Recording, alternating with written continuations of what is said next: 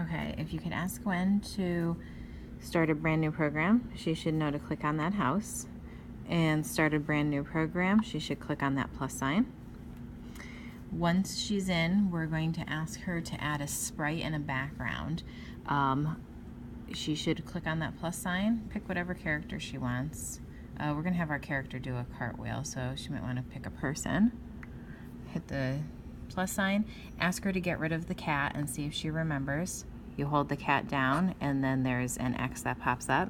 And then to get a background, she clicks on that. Hopefully she's going to remember all of those things. So if you could ask her to practice those. Now my goal is to get this girl to do a cartwheel.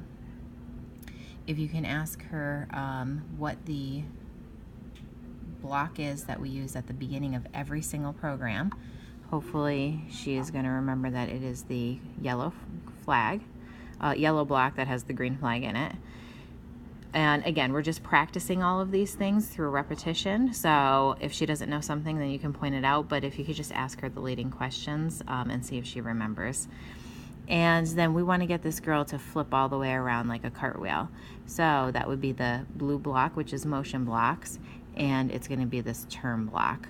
We went over that really briefly, so see if she can get it. If not, you can point that out.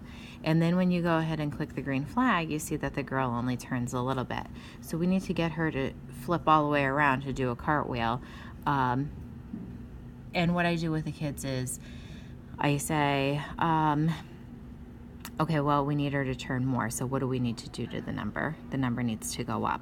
I like the kids to figure that out and get them thinking, but I'm just going to tell you that the magic number is 12. So I lead the kids to get them to get to the number 12.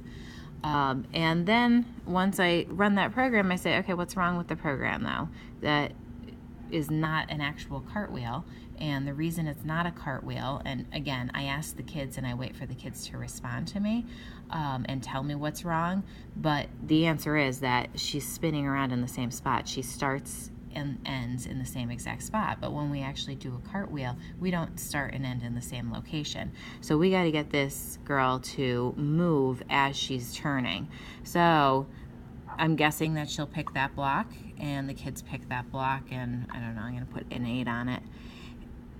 And then I run it because they know they need that combination of 2 blocks, but that doesn't look like a cartwheel. It looks like her spinning and then walking. So then I ask the kids to try to figure out what else to do. They usually move that block ahead of that one, but now she's just walking and then turning, so that doesn't look like a cartwheel either. And then I let them think for quite a while on this and see if anybody could come up with a solution. But the solution is that I need her to move and turn at the same exact time. So we put 2 green flags in there, and that means when I hit the green flag, those 2 things will be happening simultaneously. So that was the first program that we worked on Tuesday.